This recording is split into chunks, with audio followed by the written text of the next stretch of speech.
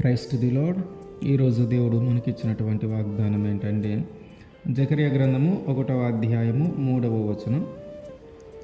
మీరు నా తట్టు తిరిగిన ఎడల నేను మీ తట్టు తిరుగుదునని సైన్యములకు అధిపతియగు యెహోవా సెలవిచ్చుచున్నాడు. ఆమేన్. మనము ఆయన వైపు తిరిగితే ఆయన మన వైపు తిరుగుతాడు. మనము ఆయన తట్టు తిరిగితే ఆయన మన పక్షమున నిలబడతాడు. మనము ఆయన తట్టు తిరిగితే ఆయన మనల్ని క్షమిస్తాడు. మనం ఆయన తట్టు తిరిగితే ఆయన మనల్ని కాపాడతాడు. మీరు మీ పితరులాగా ఉండొద్దు. మీ పితరులకు అనేకమైన మంచి కార్యములు జరిగించినను వారు నా వైపు తిరగక ఉన్నారు. వారి ముందు అనేకమైన అద్భుతములను చేసినను వారు నా వైపు తిరగకున్నారు. కనుక మీరు మీ పితరులాగా ఉండొద్దు. ఇప్పటికైనా మీరు నా వైపు తిరగండి, నేను మీకు క్షేమాన్ని ఇస్తాను. ఇప్పటికైనా మీరు నా వైపు తిరగండి.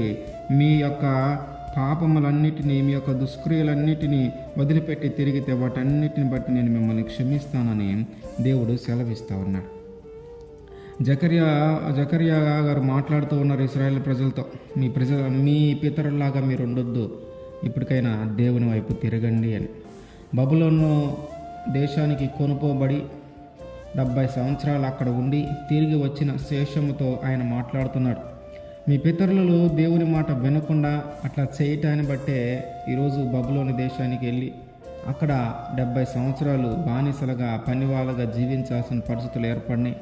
కనుక ఇప్పటికైనా మీరు ఇక్కడ తిరిగి వచ్చారు కనుక ఇప్పటి నుంచైనా మీరు జాగ్రత్తగా ఉండండి. ఇప్పటికైనా మీరు దేవుని వైపు తిరగండి. ఇప్పటికైనా ఆయన తట్టు తిరిగితే ఆయన మీ తట్టు తిరుగుతాడు.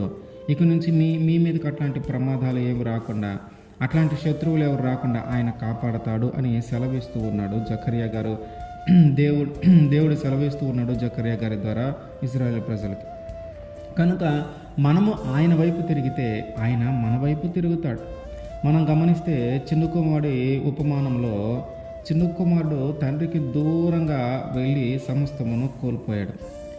కానీ ఎప్పుడైతే చిన్న కుమారుడు తండ్రి యొద్దకు రావాలి అనుకొని తండ్రి యొద్దకు వచ్చాడో ఆ తండ్రి అతడు చేసిన తప్పులన్నిటినీ క్షమించి అతనిని హక్కున చేర్చుకొని తన కోల్పోయినవన్నీ తిరిగి ఇచ్చి తన కుమారుడుగా స్వీకరించాడు.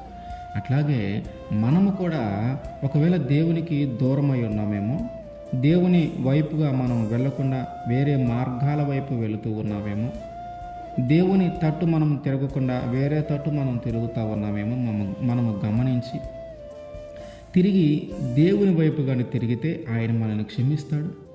తిరిగి దేవుని వైపు కానీ తిరిగితే మనం కోల్పోయినవన్నీ తిరిగి ఇస్తాడు.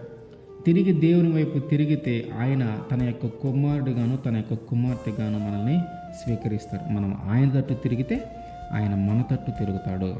ఆమేన్.